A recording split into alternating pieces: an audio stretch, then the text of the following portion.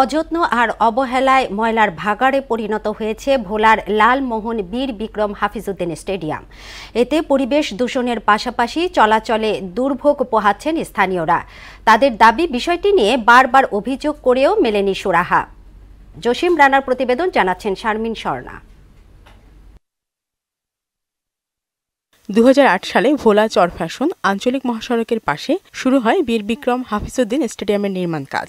স্থানীয় ক্রীড়াপ্রেমীদের খেলাধুলার মান বাড়ানোর লক্ষ্যে ওই বছরের 1 এপ্রিল স্টেডিয়ামটির ভিত্তি স্থাপন করেন তৎকালীন মন্ত্রী অবসরপ্রাপ্ত মেজর হাফিজউদ্দিন আহমেদ বীর বিক্রম। পরবর্তীতে রাজনৈতিক পট পরিবর্তনে মাঝপথেই বন্ধ হয়ে যায় এর নির্মাণ কাজ।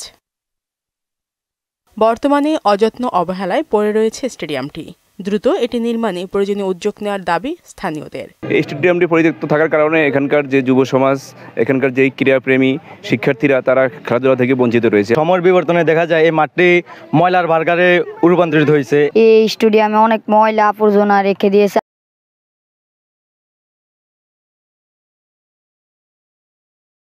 আমরা সেই গন্ধের জন্য খেলতে পারছি না।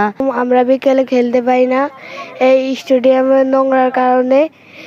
যাতে খেলার উপযোগী করা হয়, এই জন্য দাবি। লালমোহনের ভিতরে যত ময়লা আছে সব এদিকে আনে, মনে করেন স্টেডিয়ামটারে মানে একটা ময়লার ড্রেন বানানো হয়েছে। আমরা চাইতে আছি যে এই মাঠটা অতি শীঘ্রই এই মাঠটা যে পরিষ্কার করে দিতে হয়, আর নইলে আমরা খেলার তো আমাদের জায়গা নেই। এরই মধ্যে স্টেডিয়ামের ময়লা না ফেলানোর জন্য নোটিশ করা হয়েছে বলে জানালেন উপজেলা নির্বাহী কর্মকর্তা। পৌরসভার পক্ষ থেকে সেই ময়লা আবর্জনাগুলো ডিসপোজাল করার উদ্যোগ নেওয়া হয়েছে। কিছু ময়লা ওখান থেকে সরিয়ে ফেলা হয়েছে।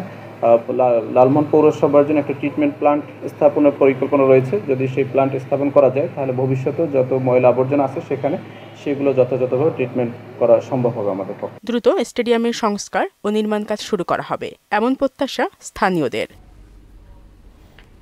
শারমিন স্বর্ণা, মোহনা সংবাদ।